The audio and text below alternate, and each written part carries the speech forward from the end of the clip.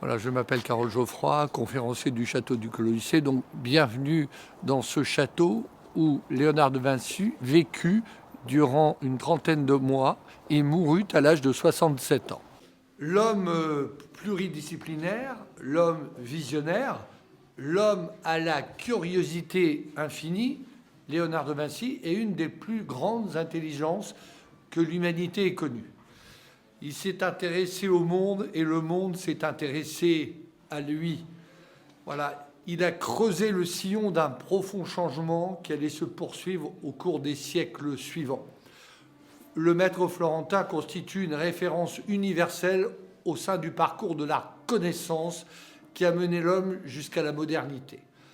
À vrai dire, personne n'a peut-être exploré avec autant d'ardeur les champs de l'expérimentation que Léonard de Vinci. Il a vécu à une période, c'est vrai, où l'on rencontrait à chaque coin de rue des gens de talent, ne serait-ce qu'à Florence, capitale de la Renaissance, où l'univers de la science était monnaie courante, mais son œuvre reste exceptionnelle au cours de cette période remarquable. Alors, il s'est intéressé à plusieurs choses à la fois, et ceux qui ont lu ses manuscrits savent qu'il est pratiquement impossible de tirer une ligne de démarcation entre ces différentes activités. Puis on a beaucoup écrit sur lui, mais les critiques se sont perdues dans les méandres de sa personnalité, d'autant plus qu'il ne parlait jamais de lui, mais seulement de ce qu'il faisait. Alors, le maître florentin fut accueilli par les différents mécènes qu'il rencontra dans les villes où il résida avec le respect et la considération due à sa juste valeur. Ne serait-ce que par Laurent le Magnifique à Florence, Ludovico Sforza à Milan, Cesare Borgia en Émilie-Romagne et dans les Marches, Charles II d'Amboise à Milan à nouveau, Julien de Médicis à Rome et enfin François Ier en France, qui lui proposait une retraite dorée qu'il accepta. Donc il quitta Rome, la ville éternelle où il se trouvait, traversa les Alpes avec 3 personnes, un élève, un disciple, un serviteur, et 3 tableaux incontournables que sont la Joconde, le Saint Jean-Baptiste et la Sainte Anne, la Vierge et l'Enfant. Il reçut ici donc 1000 écus d'or par an. C'est ce que touchait par an le capitaine de la garde royale de François Ier. Donc il était très bien payé. Il vécut donc au Palazzo del Clou, comme on l'appelait autrefois, Clou qui est devenu Clos Lucé à partir de 1660 au cours du règne du roi Soleil Louis XIV. Vous êtes actuellement dans la chambre où Léonard de Vinci mourut. Alors par contre, non pas comme le montre ce tableau si célèbre, peint par un artiste non moins célèbre qui s'appelait Jean-Dominique Ingres. En effet, le monarque se trouvait au château de Saint-Germain-en-Laye. Et d'ailleurs, nous ne savons même pas les personnages qui se trouvaient ici au moment de son décès. Par contre, 10 jours avant de mourir, Léonard fit rédiger son testament et légua à ses proches tout ce qu'il possédait. Ses manuscrits, ses dessins, ses instruments de travail, etc. J'attire votre attention sur ce blason représenté sur ce manteau de cheminée. Y figure, d'une part, la couronne décorée de pierres précieuses, en dessous, d'autre part, les fleurs de lys. Le lys nous renvoyant à la royauté, mais aussi à la Sainte Trinité, le Père, le Fils, le Saint-Esprit, puisque nous en trouvons 3 ici. Et autour, le collier de l'ordre de Saint-Michel. Les coquilles vous renvoyant au célèbre chemin de Saint-Jacques de Compostelle. Et puis dans le médaillon, on ne le voit plus très bien, Saint-Michel terrassant le démon. La Saint-Michel étant fêtée le 29 septembre, l'ordre de Saint-Michel ayant été créé à Amboise, où vous vous trouvez, ville d'un peu plus de 12 500 habitants, accueillant 1,5 million de visiteurs par an, grâce aux 3 châteaux que nous possédons dans cette cité, Château Gaillard, Château Royal d'Amboise et le château du Clos Lucé, où vous vous trouvez actuellement avec moi. Et d'ailleurs, dans la chambre de Léonard, depuis sa chambre, il y a une vue sur le château royal d'Amboise et notamment la forteresse que vous pouvez découvrir actuellement. Détruite aux 3/4 au XIXe siècle par un consul de Napoléon qui manquait d'argent pour continuer à l'entretenir. Vous êtes actuellement, mesdames, messieurs, dans la chambre où Marguerite d'Angoulême résidait, en compagnie de son mari, le duc d'Alençon. Vous la trouvez juste derrière vous, en portrait. La voici.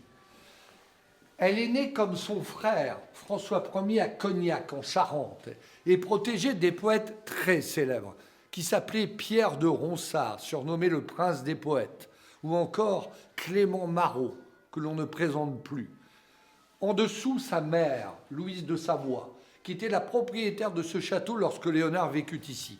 Léonard était un résident, mais quel résident! Vous présentez cette pièce tissée belge d'époque d'Audenarde, nous ne sommes pas très loin de Gand, où est né l'un des ennemis jurés du roi Charles Quint, l'empereur du Saint-Empire romain germanique. François Ier se trouve au centre de cette pièce tissée, tenant une épée dans la main gauche.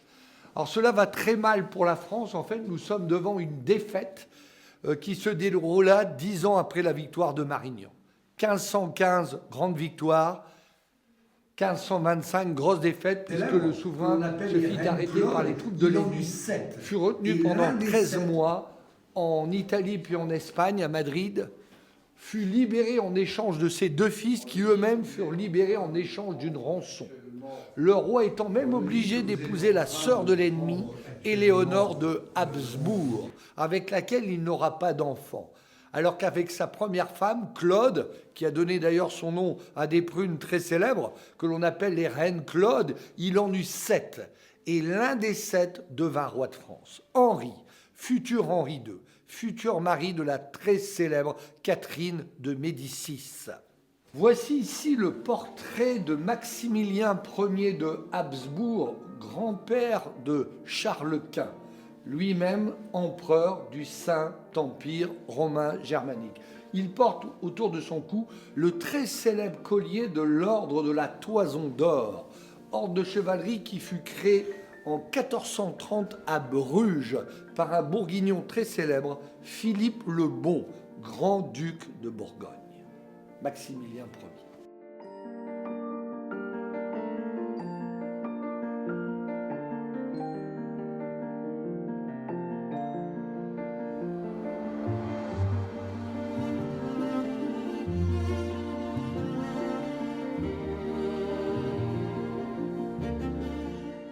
Partie rajoutée au XIXe siècle, voilà, avec un escalier que nous allons emprunter maintenant pour rejoindre le rez-de-chaussée. Escalier en chêne et noyer.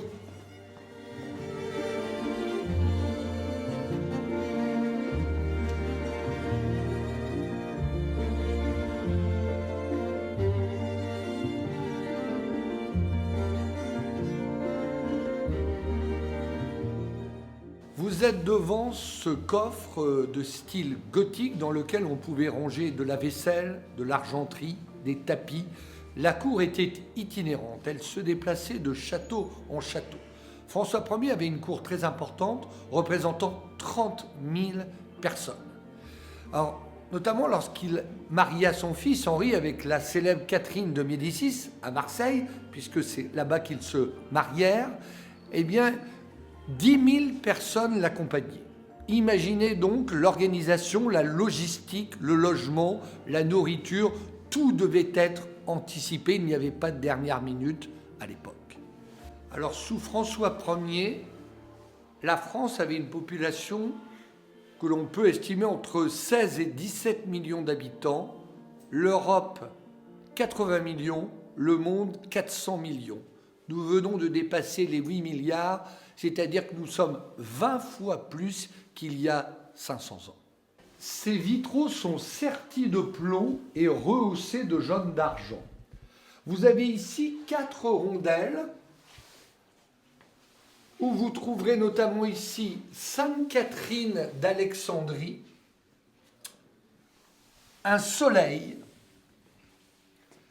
l'alpha et l'oméga, ou encore Saint Maurice, un des saints patrons militaires, sur son cheval, en armure, avec son casque, sa bannière, qui lui sert de lance également, et nous apercevons derrière cette magnifique tour circulaire, très élégante notamment.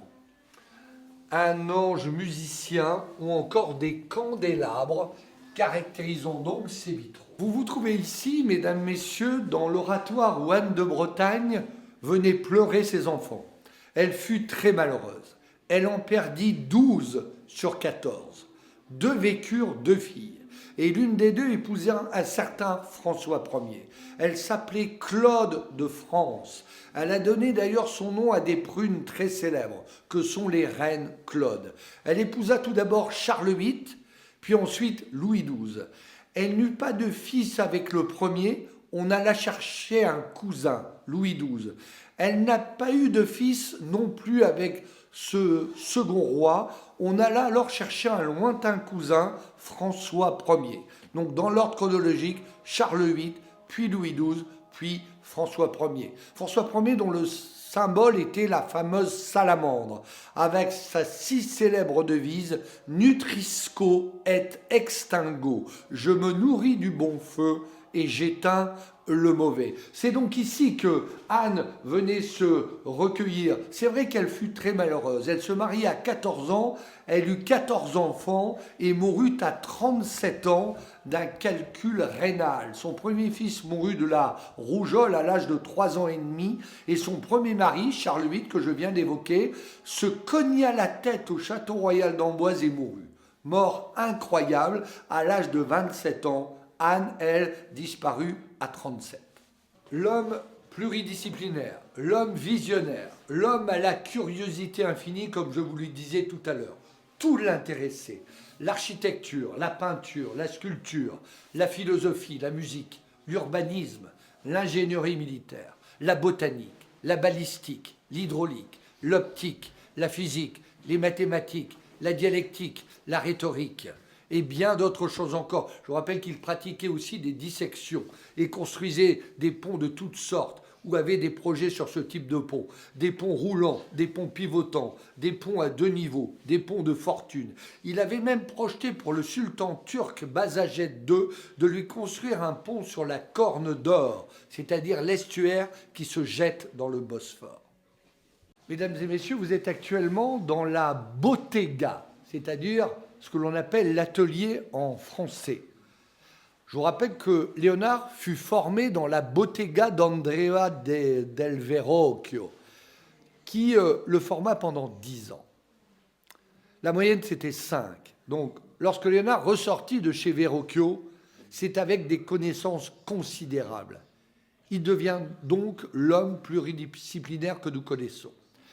La bottega était une sorte d'entreprise. On y apprenait la peinture, la sculpture, l'orfèvrerie, la ferronnerie, les décors théâtraux. Alors, vous avez ici devant vous les dessins du maître à la pierre noire et à la pierre rouge, que l'on appelle encore la sanguine, ne serait-ce qu'à travers ce portrait de cette jeune dame en bas à gauche. C'est probablement dans la pièce de ce château que Léonard réalisa les tout derniers dessins de sa vie. Donc celui qui est tout en haut à droite, magnifique d'ailleurs, 3 femmes dansantes. Ou encore tout en haut à gauche, sur cette planche, le projet du palais de Romorantin en Sologne qui ne vit pas le jour. Alors que voyez-vous? Des pavillons d'angle, des pavillons intermédiaires, et le long de la façade latérale droite, des gradins, puisque Léonard avait l'intention de placer les gens de la cour dans les gradins afin qu'ils assistent à des joutes nautiques sur un lac artificiel qu'il aurait fait passer devant le palais. C'est tout simplement impressionnant. Alors, Léonard était aussi un confectionneur de costumes. Que n'était pas Léonard de Vinci? Point d'interrogation, point d'exclamation, je dirais même point de suspension. Oui, pour des cérémonies à Milan, des mariages, on a la preuve écrite. C'est lui l'organisateur de la fête. C'est lui le confectionneur de costumes. Et puis, près de vous, cette statue équestre. En effet, il projetait une statue de ce type. Bien sûr, ici, c'était en modèle réduit. La sienne faisait 7,20 mètres de haut et elle fut malheureusement détruite à l'arbalète par l'armée française sous le règne de Louis XII lorsque celui-ci envahit le duché de Milan. Et le bronze qui devait servir à la statue fut finalement coulé pour fondre les canons. Sur cette table basse de forme rectangulaire. Vous y voyez notamment la pierre célèbre, lapis lazuli, dont il se servait pour réaliser ses œuvres, ou encore les œufs. Pourquoi? Parce que Léonard peignait à la tempéra, à l'œuf, au jaune d'œuf. L'avantage d'utiliser le jaune d'œuf, c'est de faire sécher plus rapidement la peinture. Or, Léonard chargeait énormément en huile. Plus vous mettez d'huile et moins vous mettez d'œuf, plus cela sèche moins rapidement. Donc en fait, si vous voulez, Léonard pouvait revenir plus longuement sur la partie du tableau à laquelle il s'attelait à un instant T de son travail. Je vous présente 2 des 3 tableaux que Léonard amena ici. Le troisième étant bien sûr la Joconde, Mona Lisa. À droite, Saint Jean-Baptiste, avec un visage particulièrement androgyne. Ne soyez pas surpris, c'était très tendance à la Renaissance que de représenter des personnages féminisés. Il n'y avait pas que Léonard de Vinci. Alors, il a une peau de léopard autour de la partie inférieure de son corps dénudé, les cheveux bouclés, son index levé vers le ciel, qui signifie qu'il y a une force divine au-dessus de nous qui peut intervenir à tout moment sur le monde des humains. Et en fait, c'est son disciple, Salaï, qui servit de modèle au Saint Jean-Baptiste. Vous avez ici la technique du clair-obscur. Alors par contre, on commence toujours par l'obscur pour aller vers le clair, par des dégradés de couleurs successifs. Et puis attention, ce tableau, je m'y attarderai un peu plus longuement, la Sainte Anne, la Vierge et l'Enfant. Je vous rappelle que Léonard passa 16 ans sur cette œuvre, un quart de sa vie. C'est le résumé de toute une vie de travail, notamment scientifique. Je vous rappelle que Léonard disséquait les cadavres d'hommes et de femmes. Et je vous rappelle que si c'était un très très grand peintre, c'est parce que c'était un très très grand scientifique. Et là, je vais aller très loin dans sa réflexion. Un jour, Léonard découpa un cerveau pour essayer de déterminer la zone responsable de la connexion entre les sensations qui amènent les émotions, qui amènent les mouvements corporels, pour aboutir à la meilleure adéquation possible entre l'anatomie et la gestuelle. Puisque regardez ce tableau, ce que Léonard recherchait, ce sont les émotions, ce que l'on appelle encore les mouvements de l'âme. Regardez comment Jésus admire sa mère et comment tout en haut la mère de la Vierge regarde très attentivement l'enfant Jésus. On est ici sur un jeu de gestuelle et de regard. Je voudrais aussi rappeler que la composition est pyramidale. C'est voulu par l'artiste pour signifier la succession des générations. Même si vous pouvez le constater par vous-même, il a carrément rajeuni la mère de la Vierge ici. Les 2 dames sont jeunes. Et puis en arrière-plan, je termine là-dessus, le paysage, le ciel bleu, les montagnes rocheuses. On a ici non pas le lapis lazuli figurant dans la tonalité des bleus, mais le bleu azurite à base de carbonate de cuivre. Et il a rejeté ici des tonalités comme le blanc, le jaune, le violet. Et comme ces 3 couleurs-là viennent avant le bleu visuellement, ça permettait à Léonard de Vinci de jouer sur la profondeur, de moduler la profondeur, de jouer sur la 3e dimension. Et puis enfin, la technique si célèbre qu'on appelle le sfumato. Alors qu'est-ce que le sfumato? Regardez ce tableau, on ne sait pas quand se termine véritablement le personnage et quand commencent les formes du personnage. En fait, les lignes, les formes, les contours disparaissent dans l'atmosphère, tant et si bien que l'ensemble de l'œuvre est fondu dans un tout. Donc l'écriture en miroir de Leonardo da Vinci. En effet, Léonard écrivait ainsi. Donc pour comprendre cette écriture, non seulement il faut utiliser un miroir, mais surtout comprendre le toscan médiéval. Je vous rappelle que Léonard parlait toscan et lombard. En France, italien avec le souverain. Attention, je vous rappelle que Léonard n'est pas allé à l'école. Pourquoi? C'est un fils illégitime. Léonard naquit hors mariage. Donc, comme il était fils illégitime, il lui était interdit d'aller à l'école et à l'université. Léonard n'est jamais allé à l'école, jamais à l'université. Donc il a été formé par le fameux Verrocchio pendant 10 ans, comme je le soulignais il y a quelques minutes avec vous. Les carnets ont des formats différents. Napoléon les vola à Milan le 19 mai 1796 et les donna à l'Institut de France à Paris. Léonard de Vinci fut invité par François Ier, par celui que l'on appelle encore le prince des arts, qui fait venir en France, notamment à Fontainebleau, vous le savez comme moi, le primatis, Rosso, Benvenuto Cellini, la crème de crème artistique. Bien. Et lorsqu'il se formait chez Verrocchio, Leonardo da Vinci fréquenta des apprentis qui s'appelaient Botticelli, Ghirlandaio, le Pérugin, ce que l'on fait de mieux également dans le domaine artistique. Et comme par hasard, ces trois noms que l'on retrouve pour le décor mural de la chapelle Sixtine, dont les voûtes, on le sait, furent réalisées par le célèbre Michelangelo. Je vous présente le tableau le plus célèbre au monde, la Joconde, Mona Lisa, au travers d'une copie, ici, plus grande que l'original. L'original est plus petit, l'original est au Louvre, l'original est le premier prix de beauté du Louvre, avec la Vénus de Milo et la victoire de Samothrace. Selon les dernières recherches menées, Léonard aurait consacré 11 ans à la Joconde, 16 ans, rappelez-vous, à la Sainte-Anne. Alors, attention, ce tableau a connu des fortunes diverses. Il fut volé par un Italien nommé Vincenzo Perugia en 1911, le 21 août. Il l'emmena à Florence pour essayer de la vendre à un antiquaire florentin.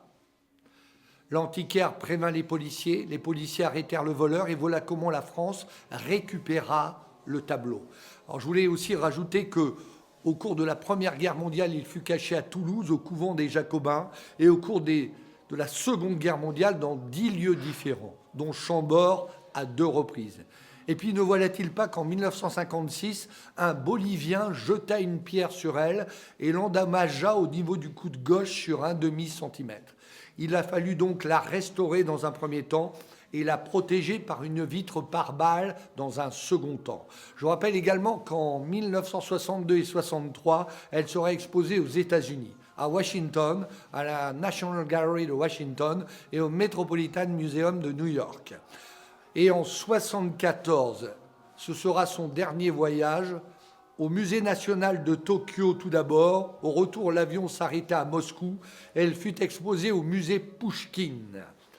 Voilà, c'est la dernière fois que la Joconde sortit du Louvre, donc 1974-2022, il y a 48 ans. Alors, regardez, elle est représentée de 3/4.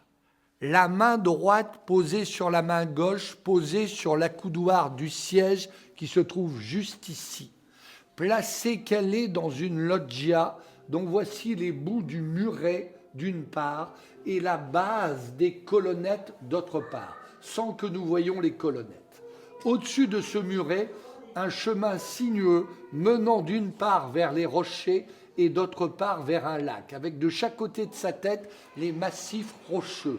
Ou encore, ce petit de taille qui pourrait vous échapper peut-être plus au Louvre, le pont avec les arches sous lesquelles s'écoule l'eau. Ou encore, ce voile transparent qui recouvre sa chevelure, avec dans la continuité, sur le haut du front, le filet de ce même voile qui le traverse. Un front très dégagé, c'est la mode. Comme diraient les Anglais, c'est fashion. Comme c'est fashion d'avoir à l'époque des cils et des sourcils qu'elle ne porte plus ici. Ses yeux sont de couleur marron et ses cheveux sont légèrement ondulés, retombant sur le haut d'une robe dont les manches sont détachables. Robe recouverte d'un voile. Et à cet endroit-là précis, le voile en question a été replié à de très nombreuses reprises. Ceci expliquant cela. Et puis le regard. Vous savez que les regards des portraits de Léonard étaient toujours mystérieux, comme l'était Léonard, qui ne parlait jamais de lui, mais seulement de ce qu'il faisait. Pourtant, on a beaucoup écrit sur lui, mais les critiques se sont perdues dans les méandres de sa personnalité. Et puis enfin, comme vous le savez, à chaque fois que vous vous déplacerez des deux côtés, sans la quitter un instant du regard, vous aurez toujours l'impression qu'elle vous suivra des deux yeux en même temps. Toujours. Permettez-moi peut-être quand même un rajout. En fait, les scientifiques sont allés analyser le voile transparent qui recouvre sa chevelure grâce aux infrarouges. Ils ont utilisé la réflectographie infrarouge et ils ont constaté qu'il y avait 20 couches de peinture superposées rien qu'au niveau du voile. Et ces 20 couches de peinture superposées ne représentent en fait que la moitié du diamètre d'un cheveu. C'est-à-dire que lorsque Léonard peignait, mesdames, messieurs, on parle en microns.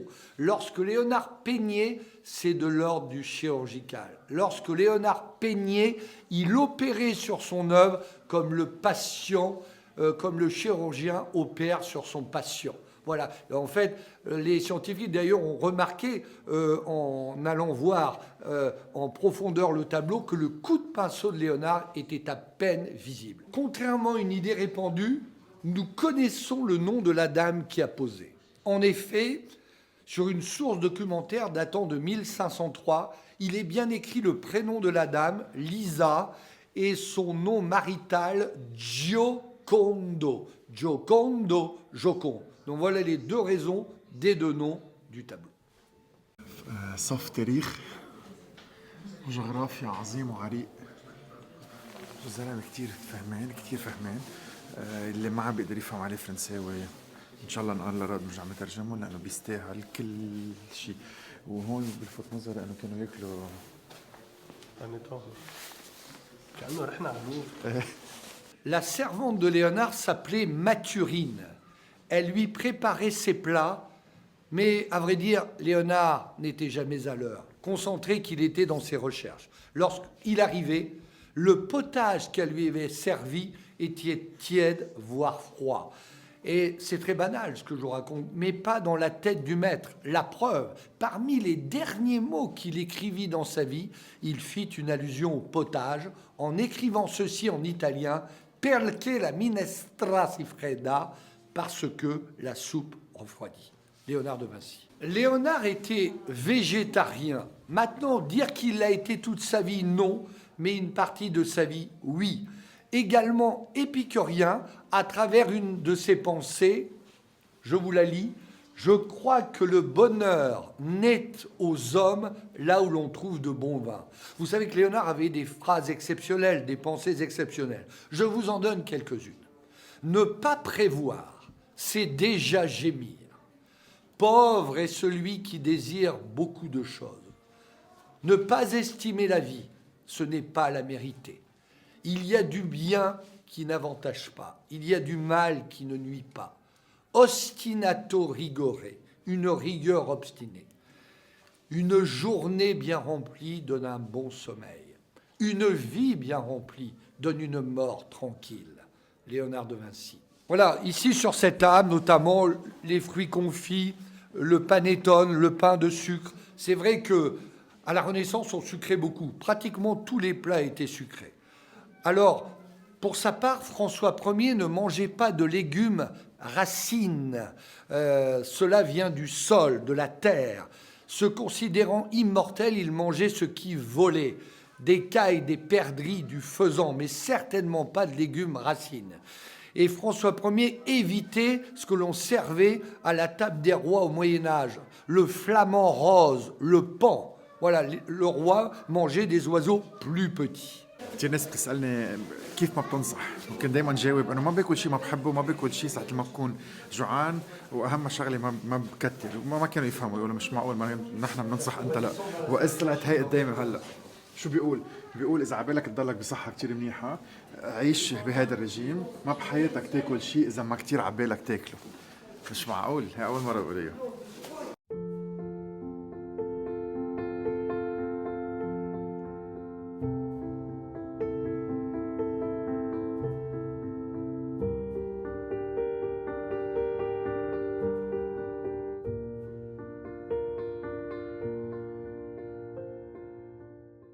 Vous vous trouvez ici, mesdames, messieurs, dans la salle des maquettes, où vous trouverez 40 maquettes réalisées par la société IBM est donné au château du Clos Lucé il y a plus de 40 ans maintenant.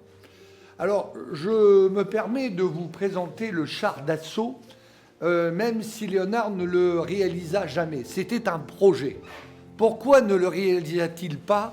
Bien, à vrai dire, il avait trop d'avance sur son temps. La technologie ne suivait pas toujours sa pensée. Alors, deux mécènes l'engagèrent dans le domaine militaire. Et quels mécènes ? Ludovico Sforza, duc de Milan, et Cesare Borgia, qui n'était autre que le frère de la célèbre Lucrèce Borgia. Quelle famille, cette famille Borgia. Je pense notamment au frère de ce fameux Cesare qui devint pape sous le nom d'Alexandre VI. Pape Alexandre VI. Alors, regardez face à vous, entre les roues des manivelles. Le but, c'était de les tourner pour faire avancer l'engin. Vous avez également une plateforme ici au niveau de la maquette. Et le but, c'était de monter dessus pour regarder par ces petites ouvertures afin de prévenir de l'arrivée d'un éventuel ennemi.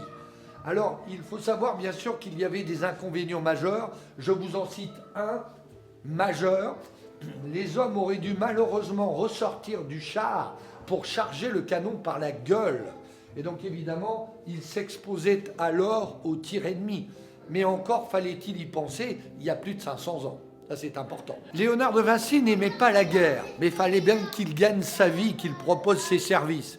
Un jour, on l'aurait emmené sur un champ de bataille et il fut dégoûté des atrocités de la guerre. Et d'ailleurs, dit ceci, que le champ de bataille était une piazza bestialissima. Tout est dit dans les propos du maître toscan. Et puis le rêve de voler, bien sûr, à travers cette vis sans fin que vous voyez ici.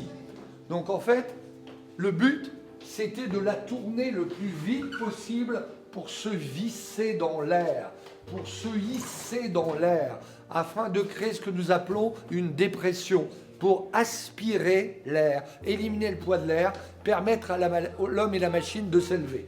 La structure était très lourde, en plus de la toile. Les experts aujourd'hui pensent que le poids du parachute de Léonard devait avoisiner les 100 kilos. Je vous rappelle qu'un parachute standard à l'heure actuelle pèse entre 9 et 10 kilos. Bien. Le rêve de voler, pour terminer ici avec vous, regardez tout d'abord dans quelques instants sur ce dessin de droite la machine volante.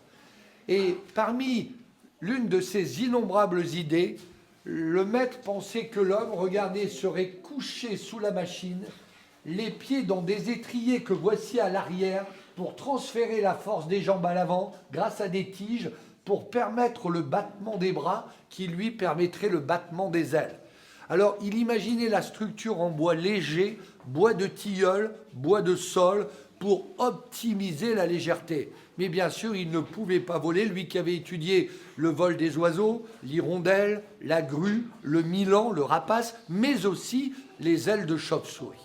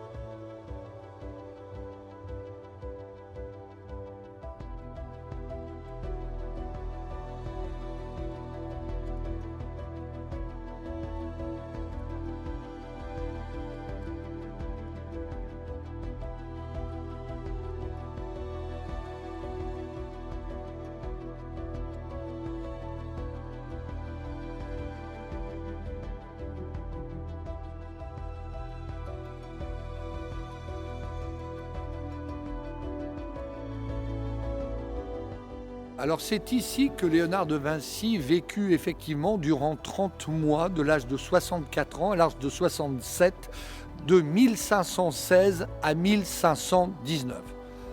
Une demeure où deux matériaux s'allient parfaitement bien, la brique et la pierre. Alors, de tuffeau. La brique domine ici par rapport à la pierre. Il est donc brique et pierre et pas pierre et brique. S'il avait été pierre et brique, la dominante serait la pierre. Or, c'est la brique.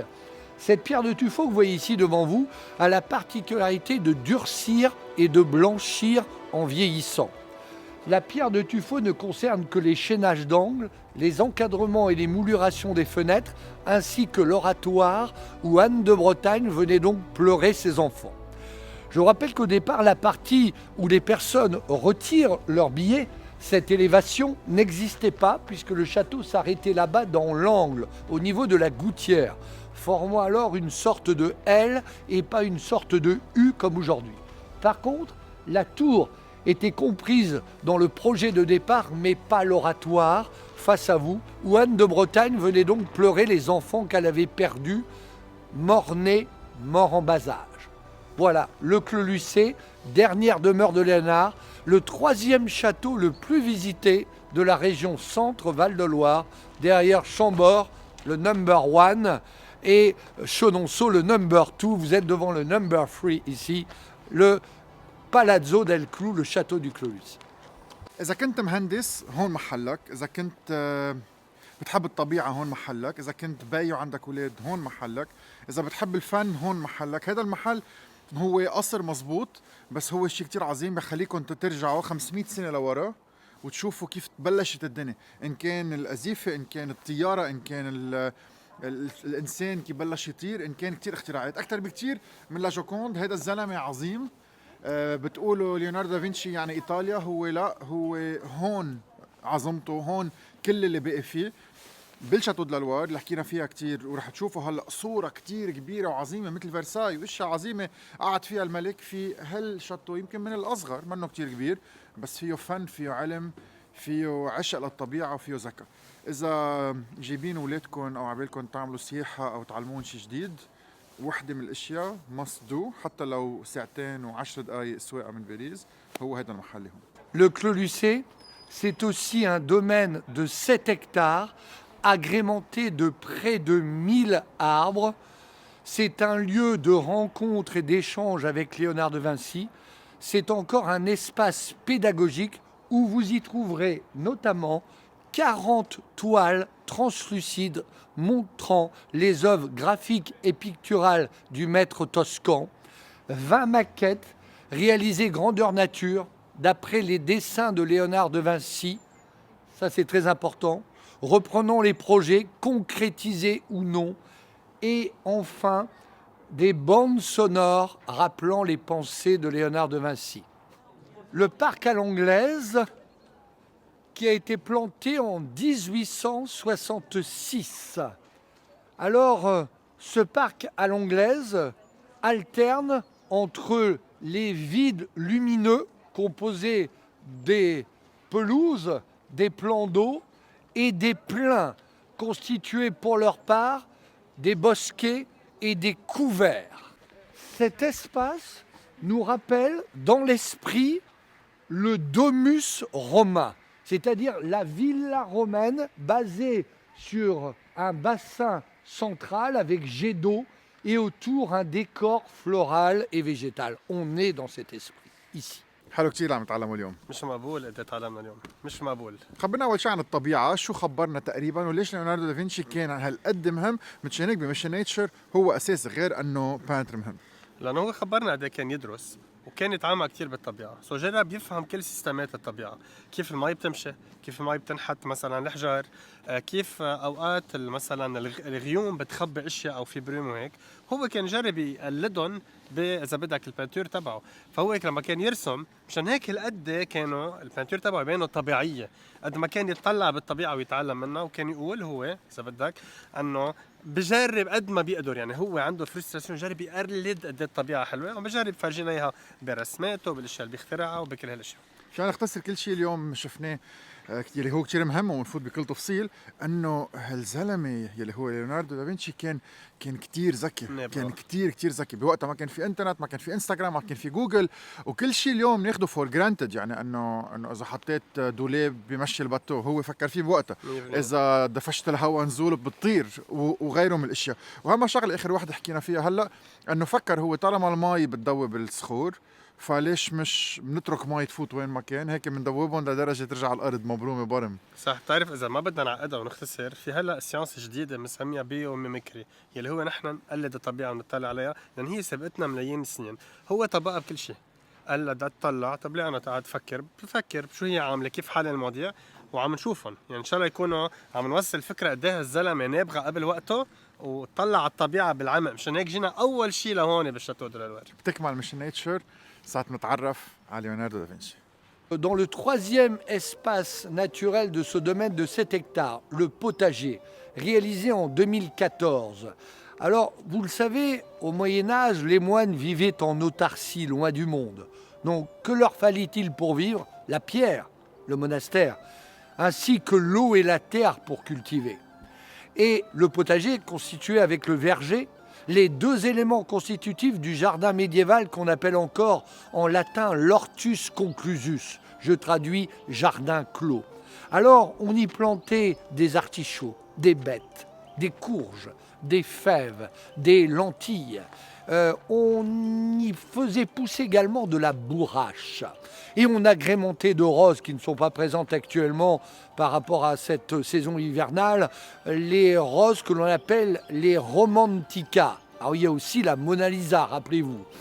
Et puis on y lisait les poèmes à l'ombre des treilles. Je pense notamment à ce fameux roman de la rose, composé de plus de 21 000 vers. Voilà un roman de chevalerie en fait qui voulait illustrer les rêves allégoriques. Je vous présente ici l'une des deux versions de la Vierge au rocher de Léonard de Vinci. Celle qui nous concerne ici est au Louvre.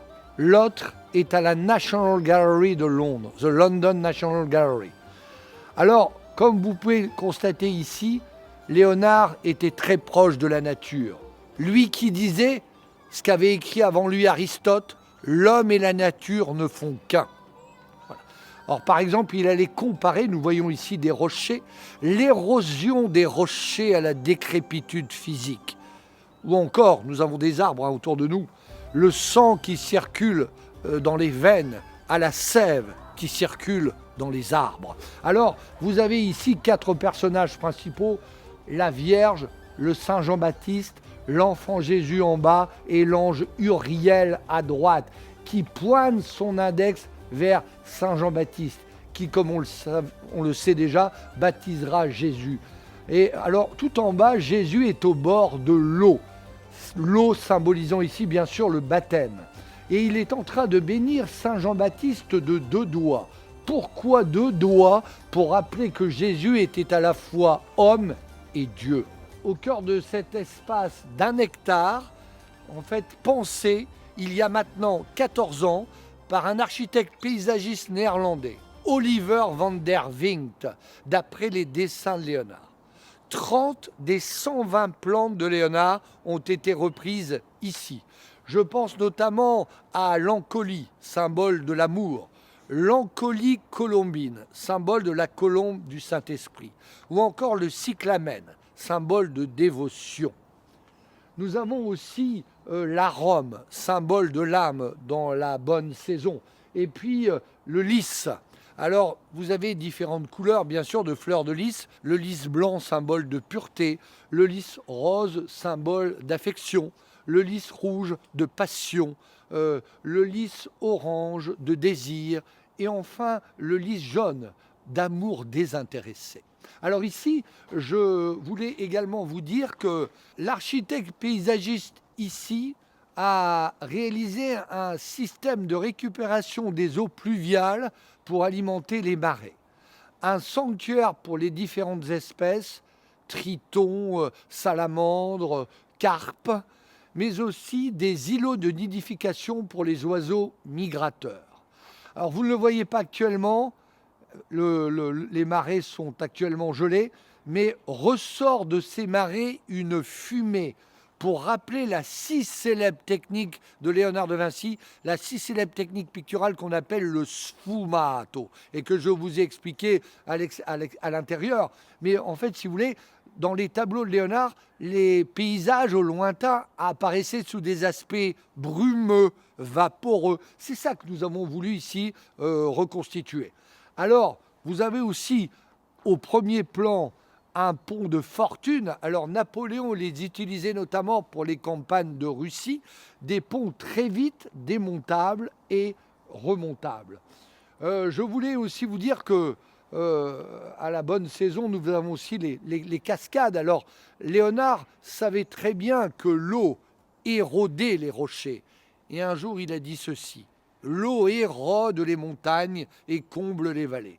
Et si l'on avait la possibilité, elle réduirait la Terre à l'état de sphère parfaite. Vous avez ici donc un pont à 2 niveaux, imaginé par Léonard de Vinci et reconstitué par les très célèbres compagnons du devoir dans les règles de l'art. Alors il est constitué de 2 passerelles de 9,30 m chacune, reliées au centre par un kiosque de 2,40 m de côté, lui-même surmonté d'une couverture, elle-même dotée de 1000 tuiles de châtaignier. Il y en a 1000. Alors si vous voulez, Léonard, il pouvait imaginer ce pont dans un contexte à la fois militaire et sanitaire. Je pense notamment sanitaire, puisqu'à un moment donné, la peste sévissait et les épidémies sévissaient. La peste sévissait à Rome à partir de 1515 et dans les années 1490 à Milan, on retrouvait également les épidémies. Léonard voulant alors séparer le bétail et les marchandises des hommes.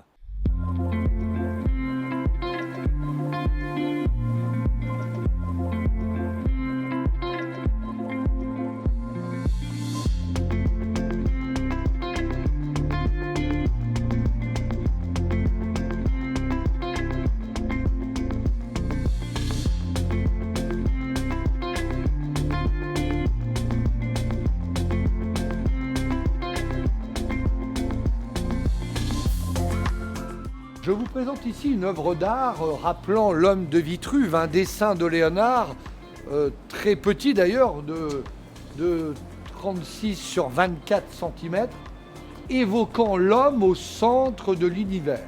En effet, à la Renaissance, l'homme est conscient de ses potentialités intellectuelles et il ne supporte plus qu'à chaque fois qu'un sujet est abordé, la référence soit la Bible.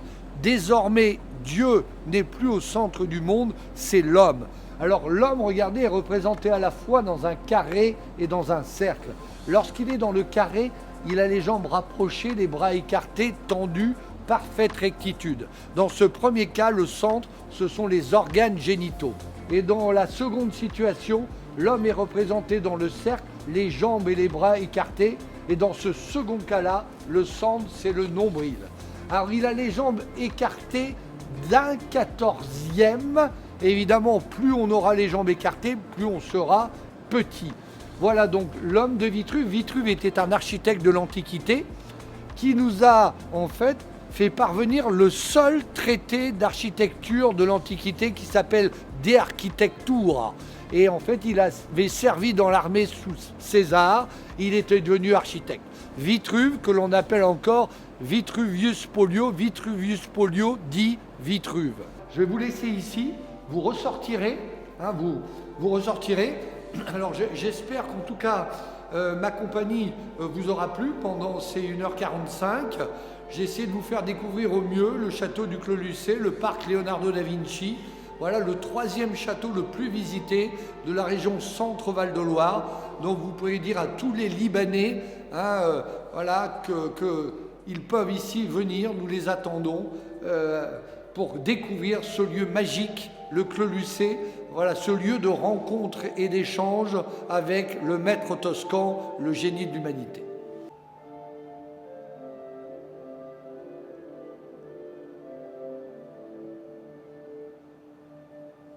صارت الساعة 1، قطع الوقت بشكل مش معقول. تركنا باريس على الساعة 7:30، هلأ صارت الساعة 1، قطع الوقت هيك ومع الزلمة العظيم يعني عم نحكي عن موسوعة، عن كتاب ثقافة ماشي معنا، حكي ساعتين عم بقول ليش ظهري عم بيوجعني وما عم بحس فيه.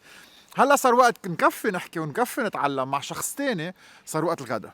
على الغدا مش بس رح ناكل، خبرونا انه رح نحكي عن التاريخ وعن ثقافة الاكل خاصة بهذه المنطقة. رح نكفي ورمتنا ونصور تمشي على الطريق. ليوناردو دافنشي اشتريت 3 كتب رح اقريهم انا وولادي. ما كنت عارف انه هالقد عظيم، هالقد واحد بيتعلم منه. نحن لقلنا هو الرسمة الشهيرة او الرسمات، بس اكتر بكتير من هيك. فوتوا هيك برحشوا بشو عامل وشو بيعمل. واكيد تعوا لهون 7 اكتار، 70,000 متر مربع من الفن والثقافة والخشب والصورة والمكانات والقصر والعلم.